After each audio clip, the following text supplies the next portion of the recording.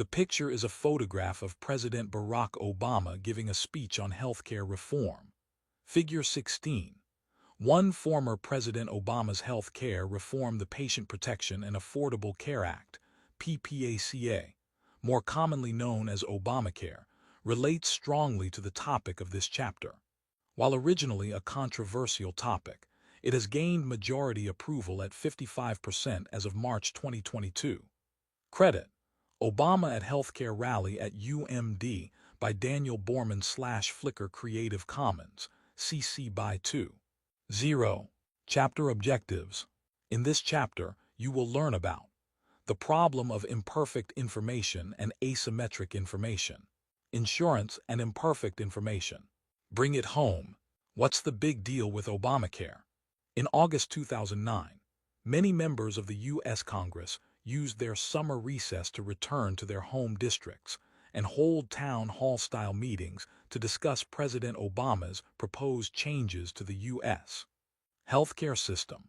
This was officially known as the Patient Protection and Affordable Care Act, PPACA, or as the Affordable Care Act, ACA, but was more popularly known as Obamacare.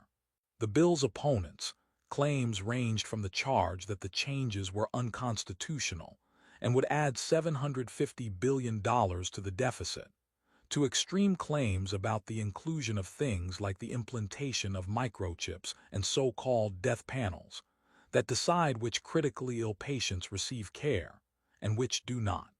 Why did people react so strongly?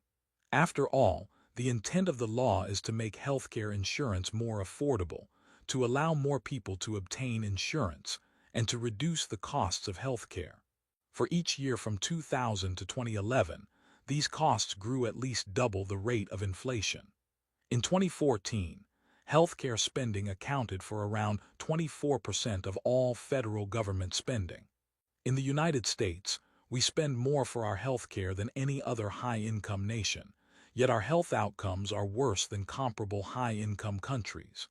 In 2015, over 32 million people in the United States, about 12.8% of the non-elderly adult population, were without insurance.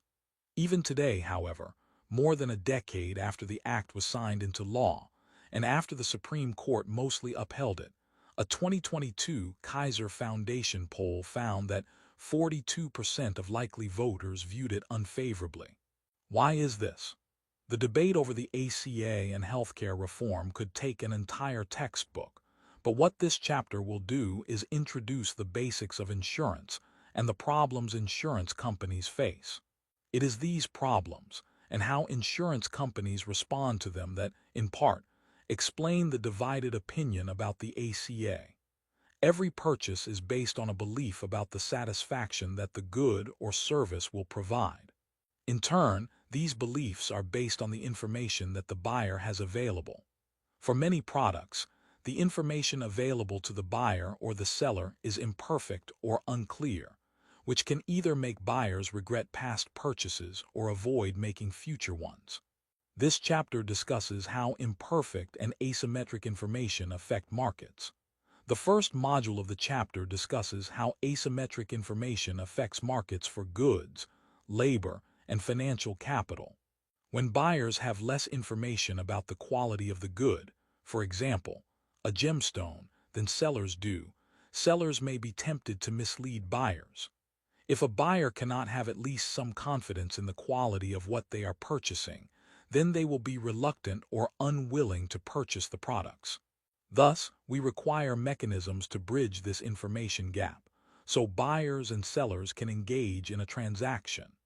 The second module of the chapter discusses insurance markets, which also face similar problems of imperfect information.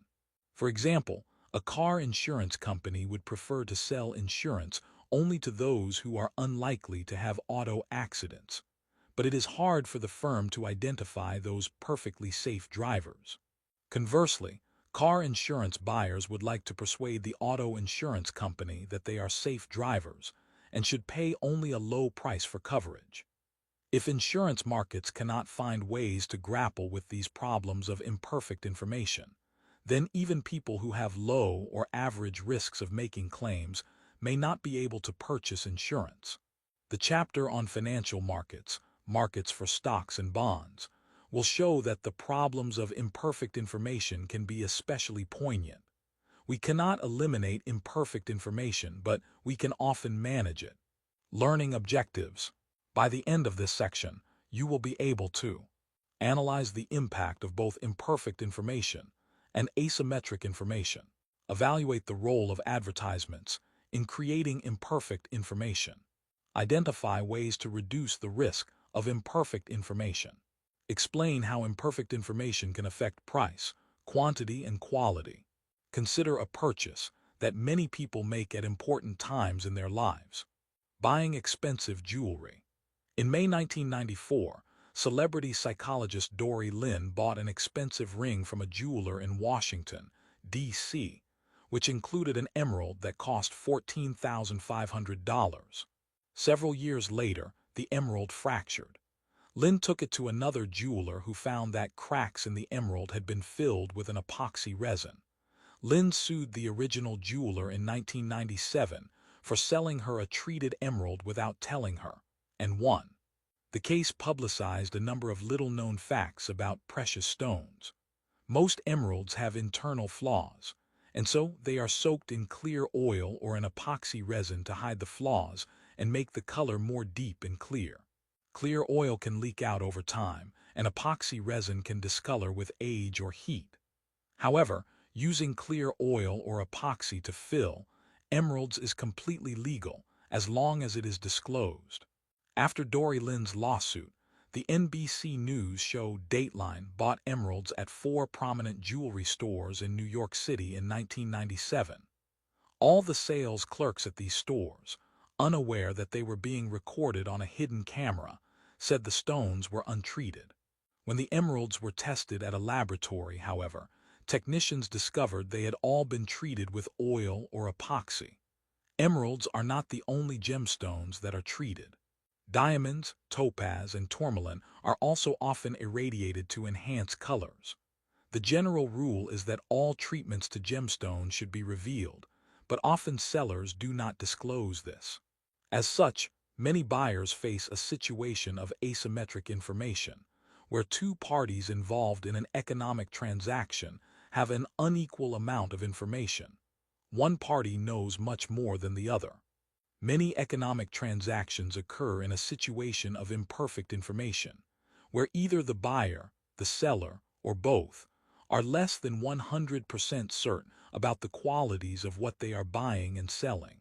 Also, one may characterize the transaction as asymmetric information, in which one party has more information than the other regarding the economic transaction. Let's begin with some examples of how imperfect information complicates transactions in goods, labor, and financial capital markets. The presence of imperfect information can easily cause a decline in prices or quantities of products sold. However, buyers and sellers also have incentives to create mechanisms that will allow them to make mutually beneficial transactions, even in the face of imperfect information. If you are unclear about the difference between asymmetric information and imperfect information, read the following Clear It Up feature. Clear it up. What is the difference between imperfect and asymmetric information? For a market to reach equilibrium, sellers and buyers must have full information about the product's price and quality. If there is limited information, then buyers and sellers may not be able to transact or will possibly make poor decisions. Imperfect information refers to the situation where buyers and/or sellers do not have all of the necessary information to make an informed decision about the product's price or quality. The term imperfect information simply means that the buyers and/or sellers do not have all the information necessary to make an informed decision. Asymmetric information is the condition where one party, either the buyer or the seller, has more information about the product's quality or price than the other party. In either case, imperfect or asymmetric information, buyers or sellers need remedies to make more informed decisions. Lemons and other examples of imperfect information. Consider Marvin, who is trying to decide whether to buy a used car. Let's assume that Marvin is truly clueless about what happens inside a car's engine. He is willing to do some background research, like reading consumer reports or checking websites that offer information about used car makes and models and what they should cost. He might pay a mechanic to inspect the car. Even after devoting some money and time collecting information, however, Marvin still cannot be absolutely sure that he is buying a high-quality used car. He knows that he might buy the car, drive it home, and use it for a few weeks before discovering that car is a lemon, which is slang for a defective product, especially a car. Imagine that Marvin shops for a used car and finds two that look very similar in terms of mileage, exterior appearances, and age. One car costs $4,000, while the other car costs $4,600. Which car should Marvin buy? If Marvin were choosing in a world of perfect information, the answer would be simple. He should buy the cheaper car. However, Marvin is operating in a world of imperfect information, where the sellers likely know more about the car's problems than he does, and have an incentive to hide the information. After all, the more problems the sellers disclose, the lower the car's selling price. What should Marvin do? First, he needs to understand that even with imperfect information, prices still reflect information. Typically, used cars are more expensive on some dealer lots because the dealers have a trustworthy reputation to uphold. Those dealers try to fix problems that may not be obvious to their customers in order to create good word of mouth about their vehicles, long-term reliability. The short-term benefits of selling their customers a lemon could cause a quick collapse in the dealer's reputation and a loss of long-term profits. On other lots that are less well-established, one can find cheaper used cars, but the buyer takes on more risk when a dealer's reputation has little at stake. The cheapest cars of all often appear on Craigslist, where the individual seller has no reputation to defend. In sum, cheaper prices do carry more risk, so Marvin should balance his appetite for risk versus the potential headaches of many more unanticipated trips to the repair shop. Similar problems with imperfect information arise in labor and financial capital markets. Consider Greta, who is applying for a job. Her potential employer, like the used car buyer, is concerned about ending up with a lemon. In this case, a poor quality employee. The employer will collect information about Greta's academic and work history. In the end, however, a degree of uncertainty will inevitably remain regarding Greta's abilities, which are hard to demonstrate without actually observing her on the job. How can a potential employer screen for certain attributes, such as motivation, timeliness, and ability to get along with others? Employers often look to trade schools and colleges to pre-screen candidates. Employers may not even interview a candidate unless he has a degree, and sometimes a degree from a particular school. Employers may also view awards, a high grade point average, and other accolades as a signal of hard work, perseverance, and ability. Employers may also seek references for insights into key attributes such as energy level and work ethic. How imperfect information can affect equilibrium price and quantity.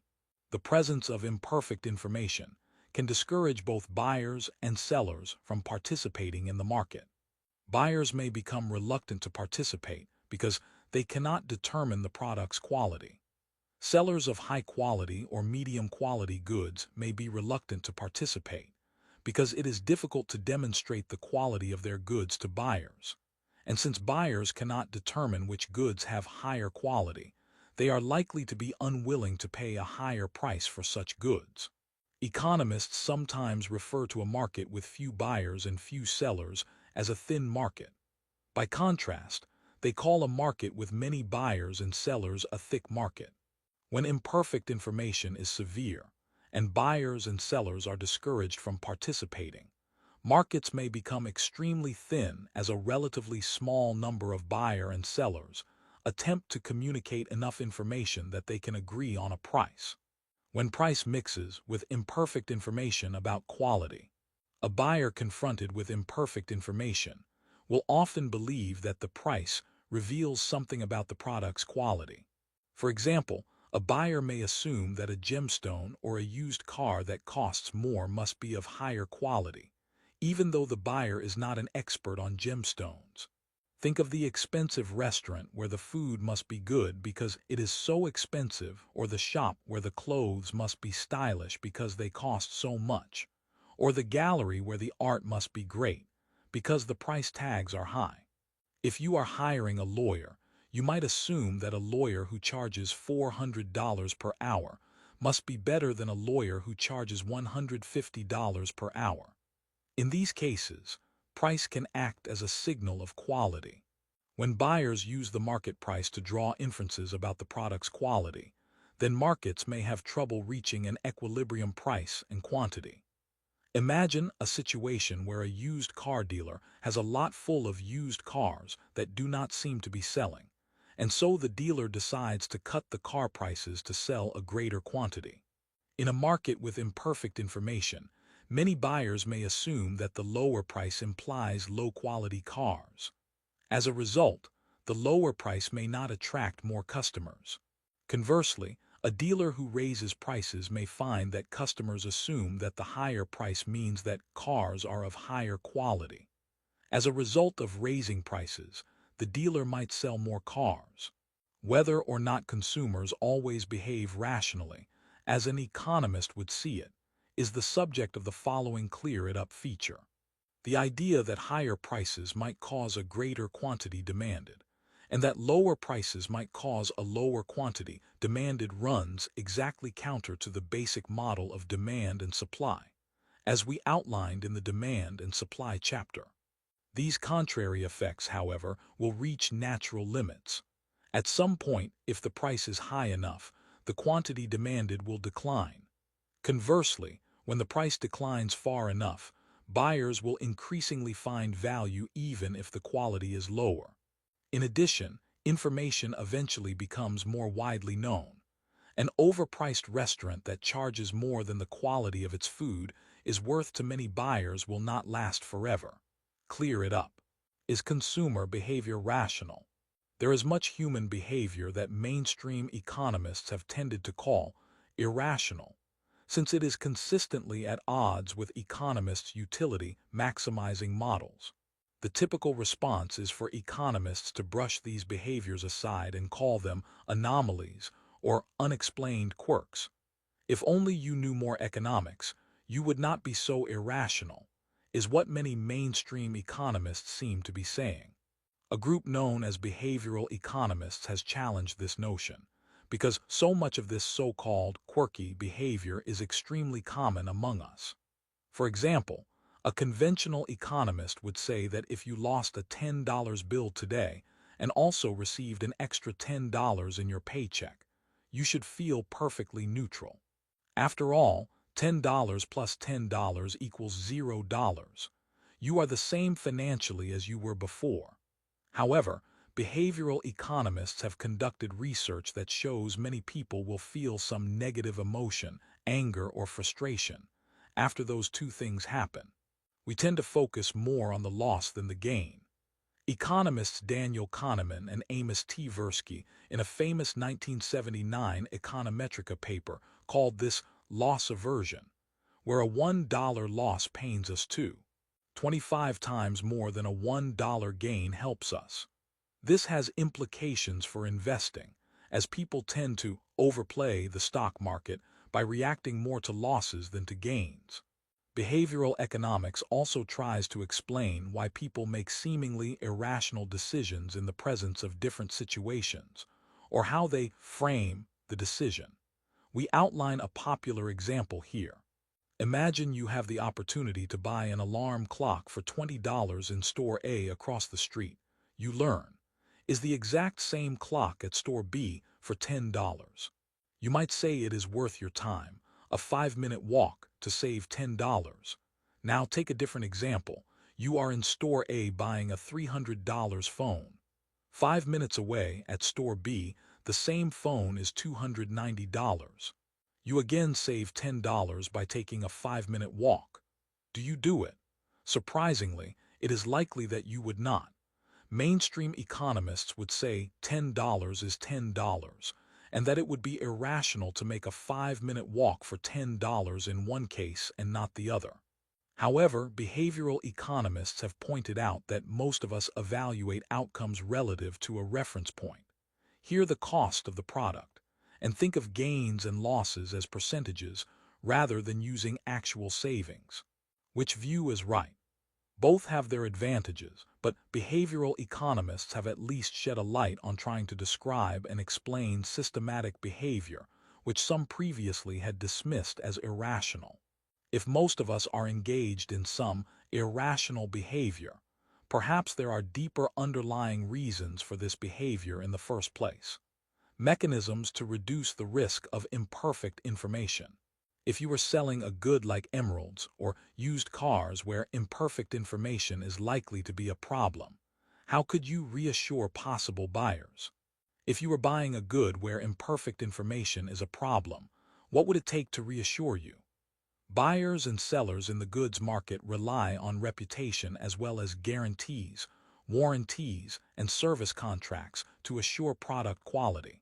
The labor market uses occupational licenses and certifications to assure competency, while the financial capital market uses consignors and collateral as insurance against unforeseen detrimental events. In the goods market, the seller might offer a money-back guarantee, an agreement that functions as a promise of quality. This strategy may be especially important for a company that sells goods through mail-order catalogs or over the web, whose customers cannot see the actual products, because it encourages people to buy something even if they are not certain they want to keep it. L.L. Bean started using money-back guarantees in 1911, when the founder stitched waterproof shoe rubbers together with leather shoe tops and sold them as hunting shoes. He guaranteed satisfaction.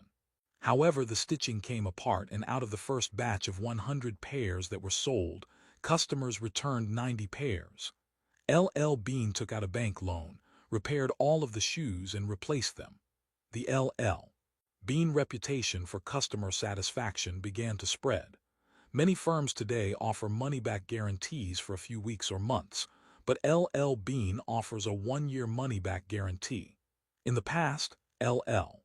Bean offered a lifetime money-back guarantee, which allowed customers to always return anything they had bought from L.L. Bean, no matter how many years later or what condition the product was in, for a full refund.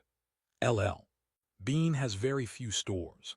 Instead, most of its sales are made by mail, telephone, or, now, through their website. For this kind of firm, imperfect information may be an especially difficult problem because customers cannot see and touch what they are buying. A combination of a money-back guarantee and a reputation for quality can help for a mail-order firm to flourish. Sellers may offer a warranty, which is a promise to fix or replace the good, at least for a certain time period. The seller may also offer a buyer a chance to buy a service contract, where the buyer pays an extra amount, and the seller agrees to fix anything that goes wrong for a set time period. Service contracts are often an option for buyers of large purchases such as cars, appliances, and even houses. Guarantees, warranties, and service contracts are examples of explicit reassurance that sellers provide. In many cases, firms also offer unstated guarantees. For example, some movie theaters might refund the ticket cost to a customer who walks out complaining about the show. Likewise, while restaurants do not generally advertise a money-back guarantee or exchange policies, many restaurants allow customers to exchange one dish for another or reduce the price of the bill if the customer is not satisfied. The rationale for these policies is that firms want repeat customers, who in turn will recommend the business to others. As such, establishing a good reputation is of paramount importance. When buyers know that a firm is concerned about its reputation, they are less likely to worry about receiving a poor-quality product. For example, a well-established grocery store with a good reputation can often charge a higher price than a temporary stand at a local farmer's market, where the buyer may never see the seller again. Sellers of labor provide information through resumes, recommendations, school transcripts, and examples of their work. The labor market also uses occupational licenses to establish quality in the labor market. Occupational licenses, which government agencies typically issue, show that a worker has completed a certain type of education or passed a certain test.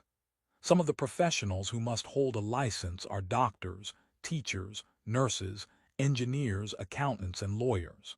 In addition, most states require a license to work as a barber, an embalmer, a dietitian, a massage therapist, a hearing aid dealer, a counselor, an insurance agent, and a real estate broker.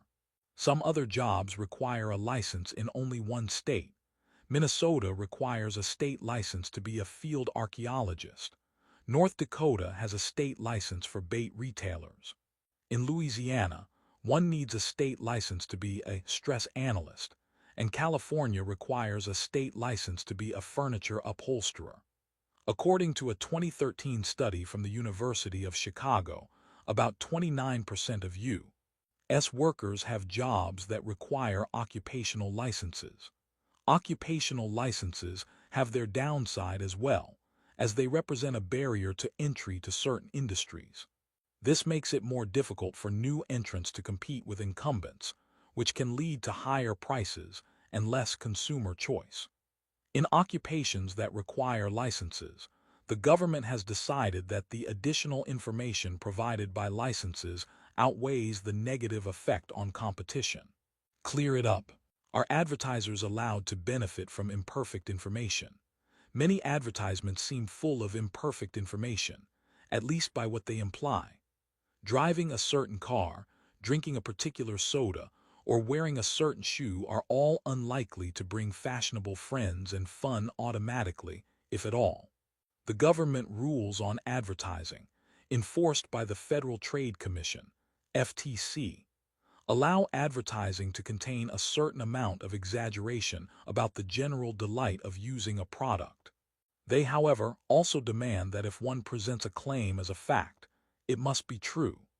Legally, deceptive advertising dates back to the 1950s, when Colgate-Palmolive created a television advertisement that seemed to show Rapid Shave shaving cream being spread on sandpaper, and then the sand was shaved off the sandpaper. What the television advertisement actually showed was sand sprinkled on plexiglass, without glue, and then scraped aside by the razor. In the 1960s, in magazine advertisements for Campbell's vegetable soup, the company was having problems getting an appetizing soup picture because the vegetables kept sinking. To remedy this, they filled a bowl with marbles and poured the soup over the top, so that the bowl appeared to be crammed with vegetables. In the late 1980s, the Volvo company filmed a television advertisement that showed a monster truck driving over cars, crunching their roofs, all except for the Volvo, which did not crush.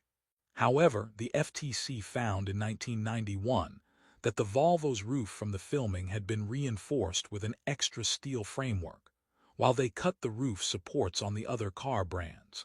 The Wonder Bread Company ran television advertisements featuring Professor Wonder, who said that because Wonder Bread contained extra calcium, it would help children's minds work better and improve their memory. The FTC objected, and in 2002 the company agreed to stop running the advertisements. As we can see in each of these cases, the Federal Trade Commission, FTC, often checks factual claims about the product's performance, at least to some extent. Language and images that are exaggerated or ambiguous but not actually false are allowed in advertising. Untrue facts are not permitted. In any case, an old Latin saying applies when watching advertisements. Caveat emptor, that is, let the buyer beware. On the buyer's side of the labor market, a standard precaution against hiring a lemon of an employee is to specify that the first few months of employment are officially a trial or probationary period, and that the employer can dismiss the worker for any reason or no reason during that time. Sometimes workers also receive lower pay during this trial period. In the financial capital market, before a bank makes a loan, it requires a prospective borrower to fill out forms regarding income sources.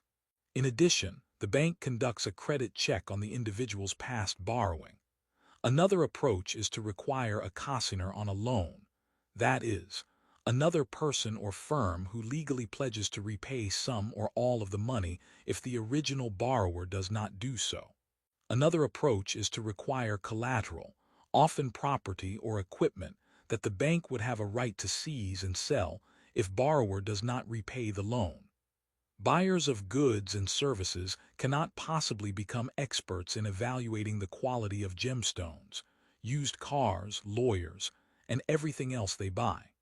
Employers and lenders cannot be perfectly omniscient about whether possible workers will turn out well or potential borrowers will repay loans on time. However, the mechanisms that we mentioned above can reduce the risks associated with imperfect information, so that the buyer and seller are willing to proceed.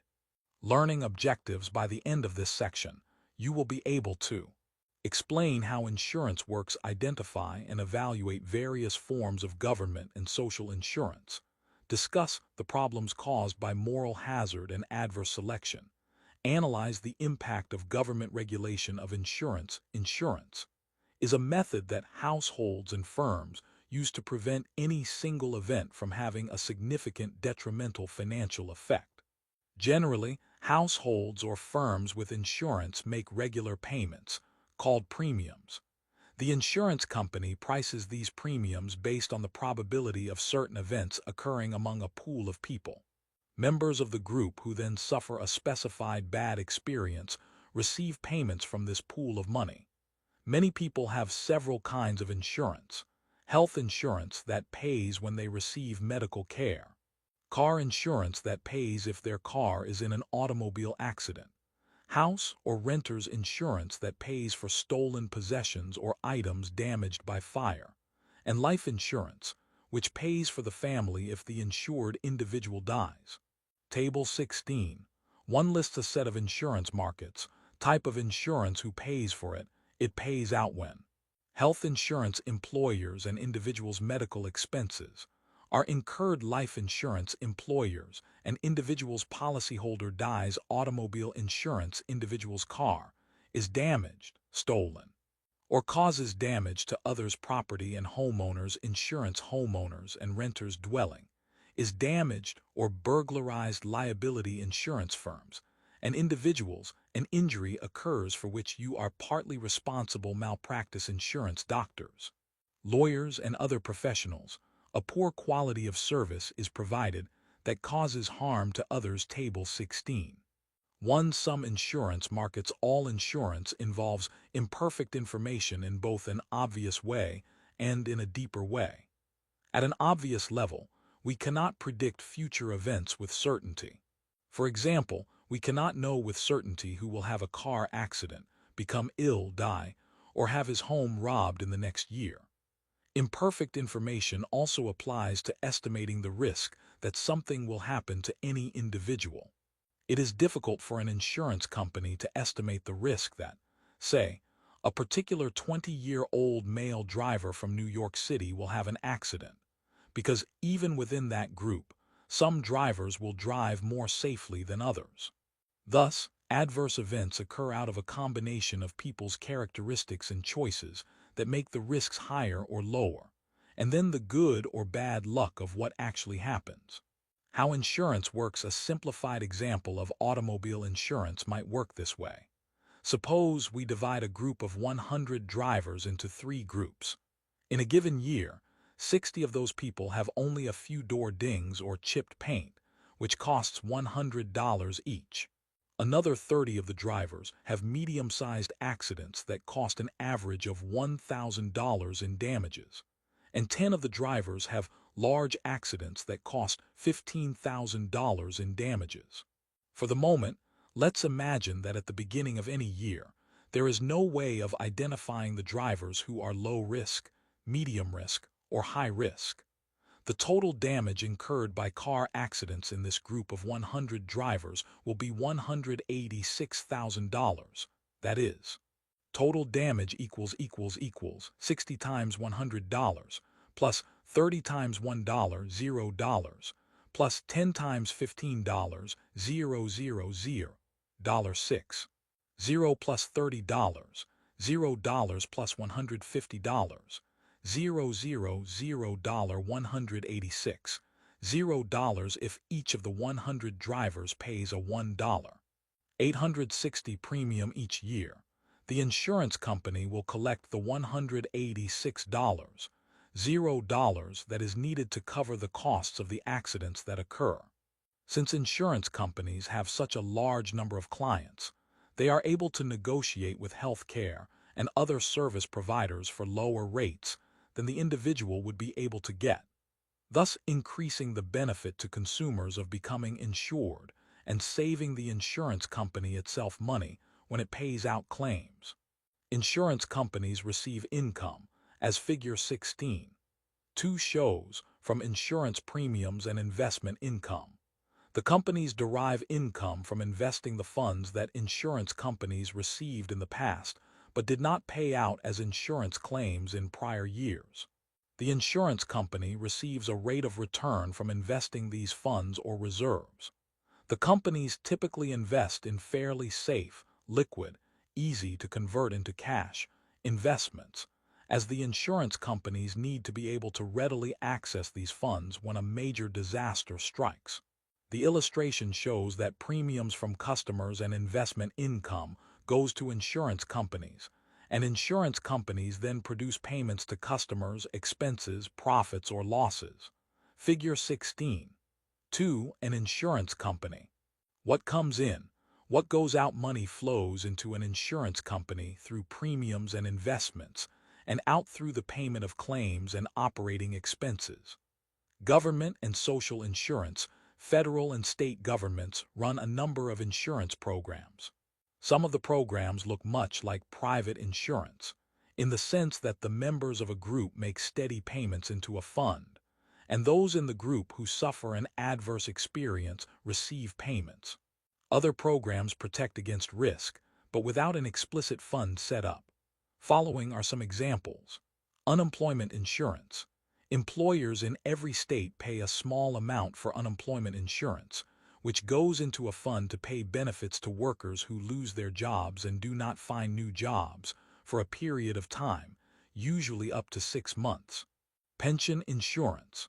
Employers that offer pensions to their retired employees are required by law to pay a small fraction of what they are setting aside for pensions to the Pension Benefit Guaranty Corporation, which pays at least some pension benefits to workers if a company goes bankrupt and cannot pay the pensions it has promised. Deposit insurance. Banks are required by law to pay a small fraction of their deposits to the Federal Deposit Insurance Corporation, which goes into a fund that pays depositors the value of their bank deposits up to $250,000. The amount was raised from $100,000 to $250,000 in 2008, if the bank should go bankrupt. Workmen's compensation insurance. Employers are required by law to pay a small percentage of the salaries that they pay into funds, typically run at the state level, that pay benefits to workers who suffer an injury on the job. Retirement insurance. All workers pay a percentage of their income into Social Security and into Medicare, which then provides income and health care benefits to the elderly. Social Security and Medicare are not literally insurance, in the sense that those currently contributing to the fund are not eligible for benefits. They function like insurance, however, in the sense that individuals make regular payments into the programs today in exchange for benefits they will receive in the case of a later event, either becoming old or becoming sick when old. A name for such programs is social insurance. The major additional costs to insurance companies, other than the payment of claims, are the costs of running a business, the administrative costs of hiring workers, administering accounts, and processing insurance claims. For most insurance companies, The insurance premiums coming in and the claims payments going out are much larger than the amounts earned by investing money or the administrative costs. Thus, while factors like investment income earned on reserves, administrative costs, and groups with different risks complicate the overall picture, a fundamental law of insurance must hold true. The average person's payments into insurance over time must cover 1. The average person's claims, 2. The costs of running the company, and 3. Leave room for the firm's profits. Risk groups and actuarial fairness. Not all of those who purchase insurance face the same risks. Some people may be more likely, because of genetics or personal habits, to fall sick with certain diseases. Some people may live in an area where car theft or home robbery is more likely than in other areas. Some drivers are safer than others. A risk group can be defined as a group that shares roughly the same risks of an adverse event occurring. Insurance companies often classify people into risk groups and charge lower premiums to those with lower risks. If people are not separated into risk groups, then those with low risk must pay for those with high risks. In the simple example of how car insurance works, 60 drivers had very low damage of $100 each.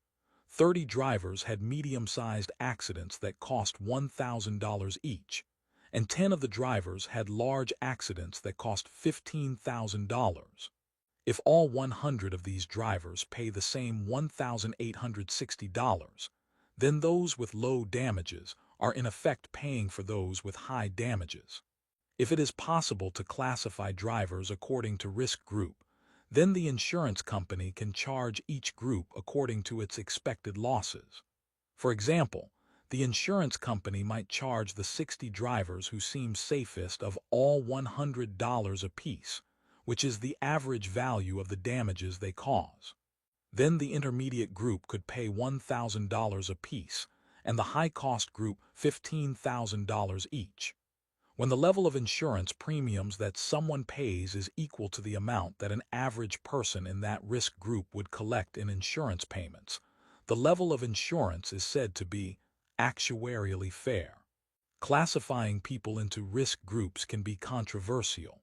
For example, if someone had a major automobile accident last year, should the insurance company classify that person as a high-risk driver who is likely to have similar accidents in the future, or as a low-risk driver who was just extremely unlucky?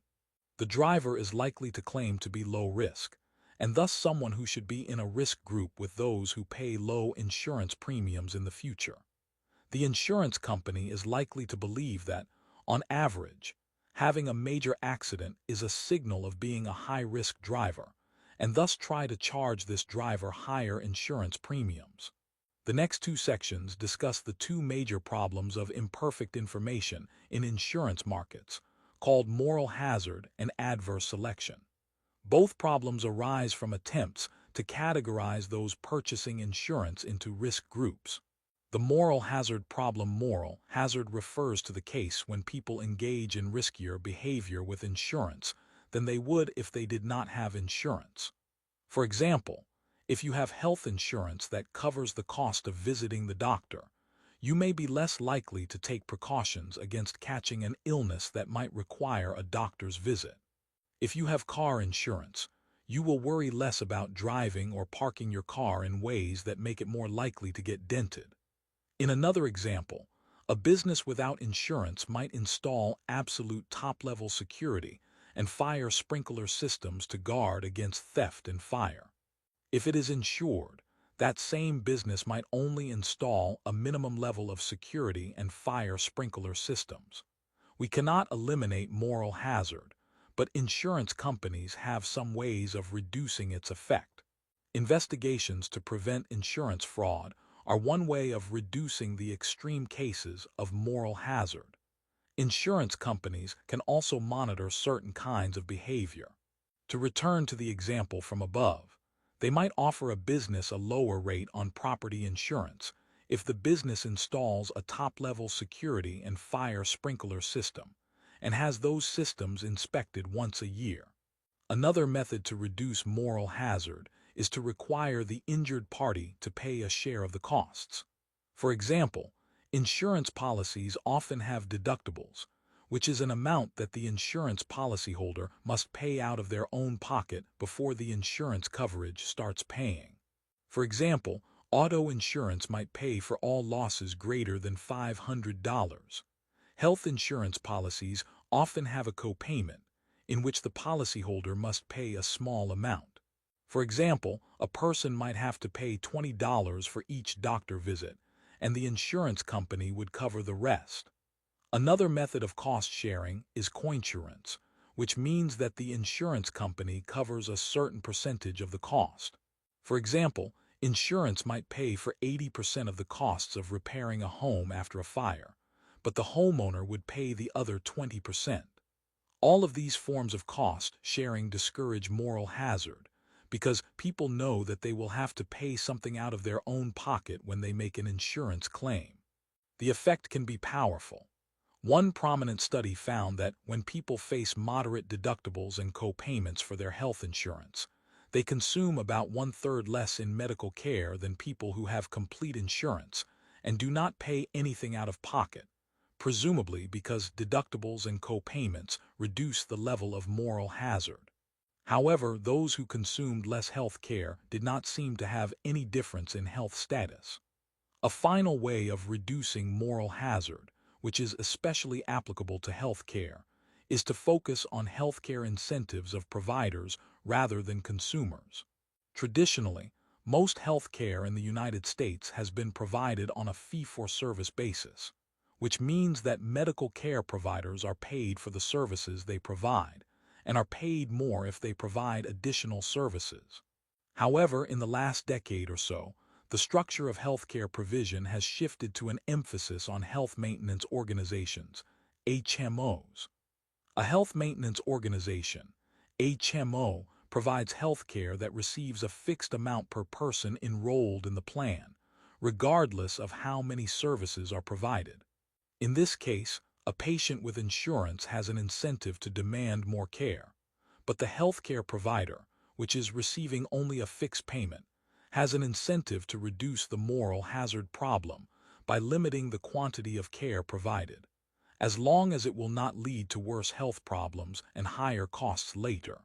Today, many doctors are paid with some combination of managed care and fee-for-service. That is, a flat amount per patient, but with additional payments for the treatment of certain health conditions. Imperfect information is the cause of the moral hazard problem. If an insurance company had perfect information on risk, it could simply raise its premiums every time an insured party engages in riskier behavior. However, an insurance company cannot monitor all the risks that people take all the time, and so, even with various checks and cost sharing, moral hazard will remain a problem. Link it up. Visit this website to read about the relationship between health care and behavioral economics. The adverse selection problem. Adverse selection refers to the problem in which insurance buyers have more information about whether they are high risk or low risk than the insurance company does.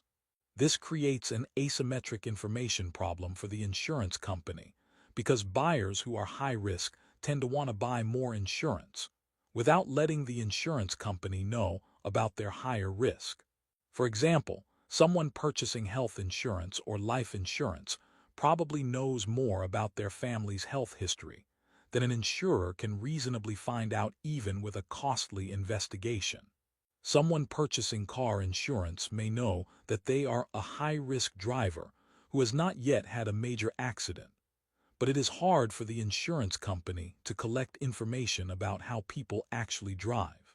To understand how adverse selection can strangle an insurance market, recall the situation of 100 drivers who are buying automobile insurance, where 60 drivers had very low damages of $100 each. 30 drivers had medium-sized accidents that cost $1,000 each, and 10 of the drivers had large accidents that cost $15,000. That would equal $186,000 in total payouts by the insurance company. Imagine that, while the insurance company knows the overall size of the losses, It cannot identify the high-risk, medium-risk, and low-risk drivers. However, the drivers themselves know their risk groups. Since there is asymmetric information between the insurance company and the drivers, the insurance company would likely set the price of insurance at $1,860 per year to cover the average loss, not including the cost of overhead and profit. The result is that those with low risks of only $100 will likely decide not to buy insurance. After all, it makes no sense for them to pay $1,860 per year when they are likely only to experience losses of $100. Those with medium risks of a $1,000 accident will not buy insurance either. Therefore, the insurance company ends up only selling insurance for $1,860 to high-risk drivers who will average $15,000 in claims apiece. And as a consequence, the insurance company ends up losing considerable money. If the insurance company tries to raise its premiums to cover the losses of those with high risks, then those with low or medium risks will be even more discouraged from buying insurance. Rather than face such a situation of adverse selection, the insurance company may decide not to sell insurance in this market at all. If potential buyers are to receive insurance, then one of two things must happen. First, the insurance company might find some way of separating insurance buyers into risk groups with some degree of accuracy and charging them accordingly, which in practice often means that the insurance company tries not to sell insurance to those who may pose high risks. Another scenario is that those with low risks must buy insurance, even if they have to pay more than the actuarially fair amount for their risk group. The notion that people can be required to purchase insurance raises the issue of government laws and regulations that influence the insurance industry. U.S. health care in an international context. The United States is the only high-income country in the world where private firms pay and provide for most health insurance. Greater government involvement in the provision of health insurance is one possible way of addressing moral hazard and adverse selection problems. The moral hazard problem with health insurance is that when people have insurance, they will demand higher quantities of health care. In the United States, private healthcare insurance tends to encourage an ever greater demand for healthcare services, which healthcare providers are happy to fulfill. Table 16.2 shows that on a per-person basis, U.S. healthcare spending towers above healthcare spending of other countries. Note that while healthcare expenditures in the United States are far higher than healthcare expenditures in other countries, the health outcomes in the United States, as measured by life expectancy and lower rates of childhood mortality, tend to be lower. Health outcomes, however, may not be significantly affected by healthcare expenditures. Many studies have shown that a country's health is more closely related to diet, exercise, and genetic factors than to healthcare expenditure. This fact further emphasizes that the United States is spending very large amounts on medical care with little obvious health gain. In the U.S. health insurance market, the main way of solving this adverse selection problem is that health insurance is often sold through groups based on place of employment, or, under the Affordable Care Act, from a state government-sponsored health exchange market. From an insurance company's point of view, selling insurance through an employer mixes together a group of people, some with high risks of future health problems and some with lower risks, and thus reduces the insurance firm's fear of attracting only those who have high risks. However, many small companies do not provide health insurance to their employees, and many lower-paying jobs do not include health insurance. Even after we take into account all U.S. government programs that provide health insurance for the elderly and people experiencing poverty, approximately 31 million Americans were without health insurance in 2020. While a government-controlled system can avoid the adverse selection problem entirely by providing at least basic health insurance for all, another option is to mandate that all Americans buy health insurance from some provider, by preventing providers from denying individuals based on pre-existing conditions. The Patient Protection and Affordable Care Act adopted this approach, which we will discuss later on in this chapter. Country health care spending per person: life expectancy at birth, male; life expectancy at birth, female; infant mortality rate, male and female, per 1,000 United States $10,948 $75, 580.25.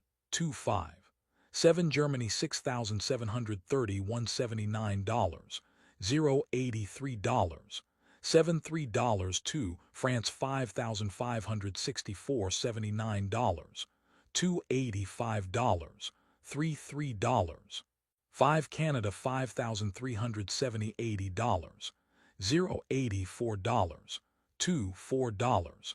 $4 United Kingdom $5,268 $78, $482, $3. 7 Table 16. 2. A comparison of health care spending per person, life expectancy at birth, and infant mortality, 2020, source. 2020 OECD Study and World Fact Book. At its best, the largely private U.S. system of health insurance and healthcare delivery provides an extraordinarily high quality of care, along with generating a seemingly endless parade of life-saving innovations. However, the system also struggles to control its high costs and to provide basic medical care to all. Compared to the United States, other countries have lower costs, more equal access, and better mortality outcomes, but they often struggle to provide rapid access to health care and to offer the near miracles of the most up-to-date medical care. The challenge is a healthcare system that strikes the right balance between quality, access, and cost. Government regulation of insurance. The U.S. insurance industry is primarily regulated at the state level. Since 1871, there has been a National Association of Insurance Commissioners that brings together these state regulators to exchange information and strategies.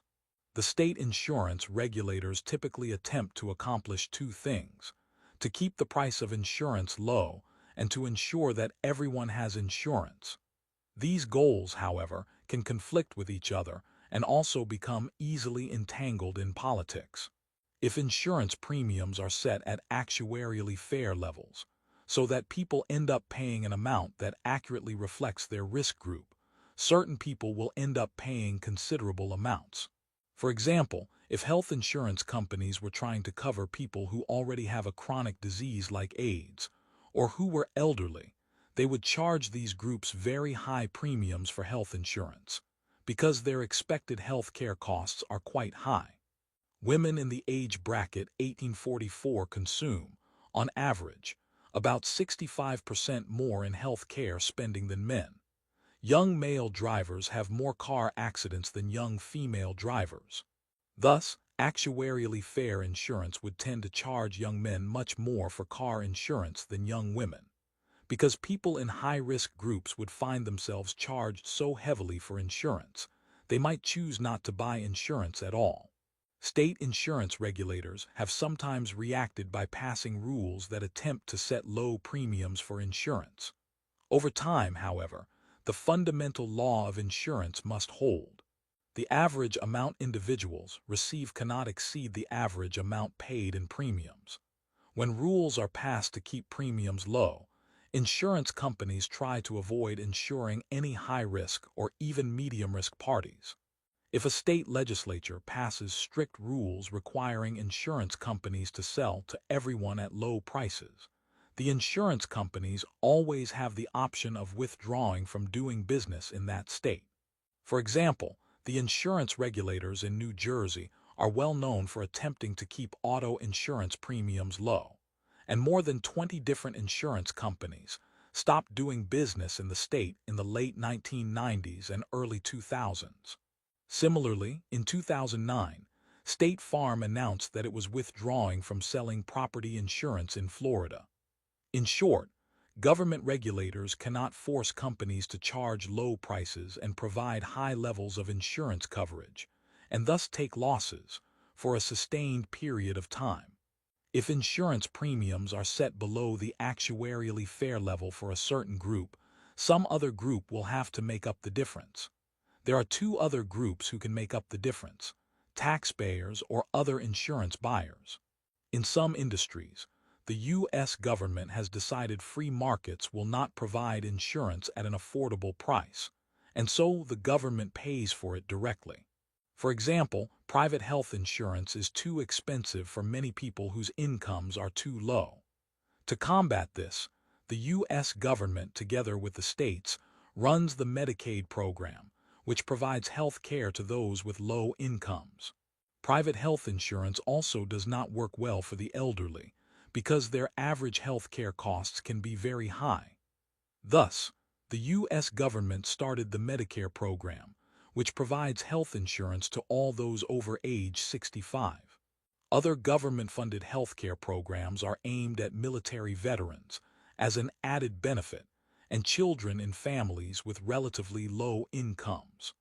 Another common government intervention in insurance markets is to require that everyone buy certain kinds of insurance. For example, most states legally require car owners to buy auto insurance. Likewise, when a bank loans someone money to buy a home, the person is typically required to have homeowners insurance, which protects against fire and other physical damage, like hailstorms, to the home. A legal requirement that everyone must buy insurance means that insurance companies do not need to worry that those with low risks will avoid buying insurance. Since insurance companies do not need to fear adverse selection, they can set their prices based on an average for the market, and those with lower risks will, to some extent, end up subsidizing those with higher risks. However, even when laws are passed requiring people to purchase insurance, insurance companies cannot be compelled to sell insurance to everyone who asks, at least not at low cost. Thus, insurance companies will still try to avoid selling insurance to those with high risks whenever possible. The government cannot pass laws that make the problems of moral hazard and adverse selection disappear, but the government can make political decisions that certain groups should have insurance, even though the private market would not otherwise provide that insurance. Also, the government can impose the costs of that decision on taxpayers or on other buyers of insurance.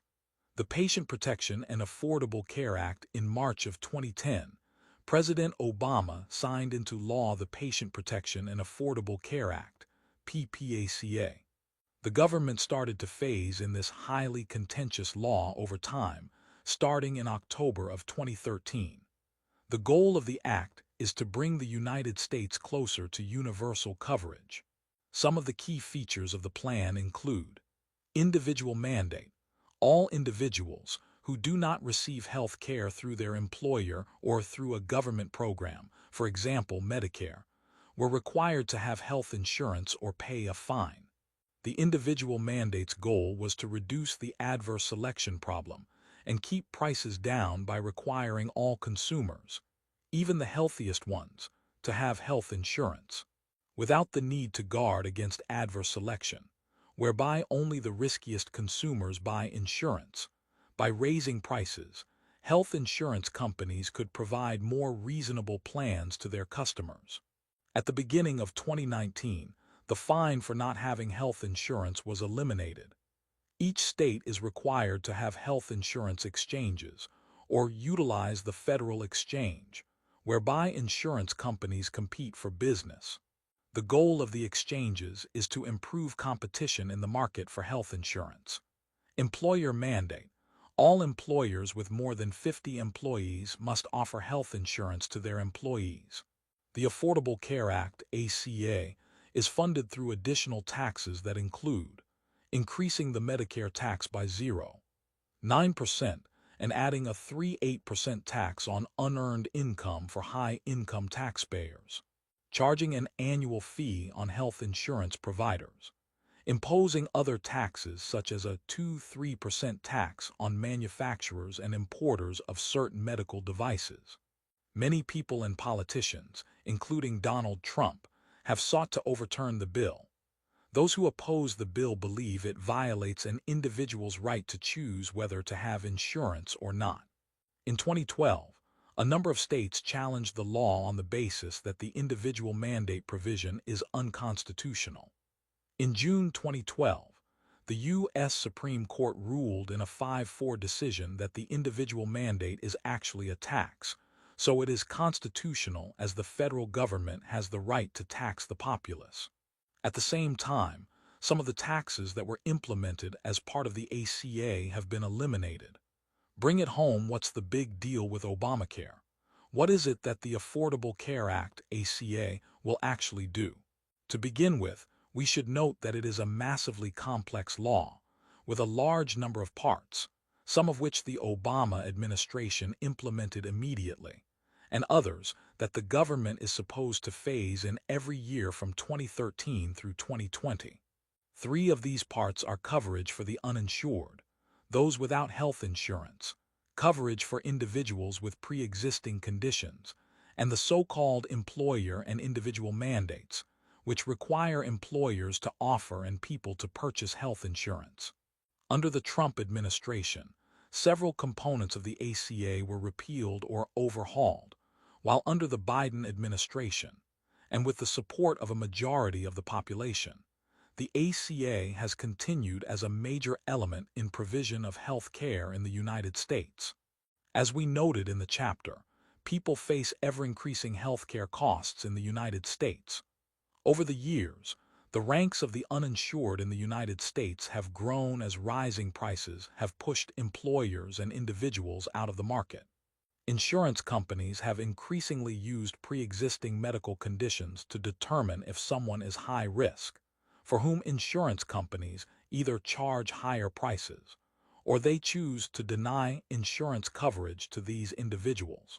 Whatever the cause, we noted at the beginning of the chapter that prior to the ACA, more than 32 million Americans were uninsured. People who are uninsured tend to use emergency rooms for treatment, the most expensive form of health care, which has contributed significantly to rising costs. The ACA introduced regulations designed to control increases in healthcare costs. One example is a cap on the amount healthcare providers can spend on administrative costs. Another is a requirement that healthcare providers switch to electronic medical records (EMRs), which will reduce administrative costs. The ACA required that states establish health insurance exchanges, or markets, where people without health insurance and businesses that do not provide it for their employees can shop for different insurance plans. The purpose of these exchanges was to increase competition in insurance markets and thus reduce prices of policies. Finally, the ACA mandated that people with pre-existing conditions could no longer be denied health insurance. The U.S. Department of Health and Human Services estimates that those without insurance in the U.S. has fallen from 23% in 2012 to 11.5% in 2016. Accordingly, 20 million Americans gained coverage under the ACA. According to the census, as of 2020, the share of the population without health insurance had fallen to 8.6%. So the ACA has resulted in a decline in the percentage of Americans without health insurance by almost 60%. What was the cost of this increased coverage, and how was it paid? An insurance policy works by insuring against the possibility of needing health care. If there are high-risk individuals in the insurance pool, the pool must be expanded to include enough low-risk individuals to keep average premiums affordable. To that end, the ACA imposed the individual mandate, requiring all individuals to purchase insurance or pay a penalty, whether they were high risk or not. Many young adults would choose to skip health insurance since the likelihood of their needing significant health care is small. The individual mandate brought in a significant amount of money to pay for the ACA. However, despite the elimination of the penalty for not having insurance, ACA coverage has continued to increase. In addition, there were 3 other funding sources. The ACA took $716 billion, which otherwise would have gone to Medicare spending. The ACA also increased the Medicare tax that wealthy Americans paid by an additional 0.9%. Despite these funding sources, the Congressional Budget Office estimates that the ACA will increase the federal debt by $137 billion over the next decade. The impact of the Patient Protection and Affordable Care Act has been a rise in Americans with health insurance. However, due to the increased taxes to pay for the ACA and the increased deficit spending, the ACA faces continued opposition. The Trump administration vowed to repeal it on the campaign trail, but no alternative bill has made its way before Congress. Only time will tell if the Affordable Care Act will leave a legacy or will quickly be swept by the wayside, jeopardizing the 20 million newly insured Americans. At the time of this writing, the final impact of the Patient Protection and Affordable Care Act is not clear. Millions of previously uninsured Americans now have coverage, but the increased taxes to pay for ACA and increased deficit spending have created significant political opposition. Whether or not that opposition eventually succeeds in overturning the ACA remains to be seen.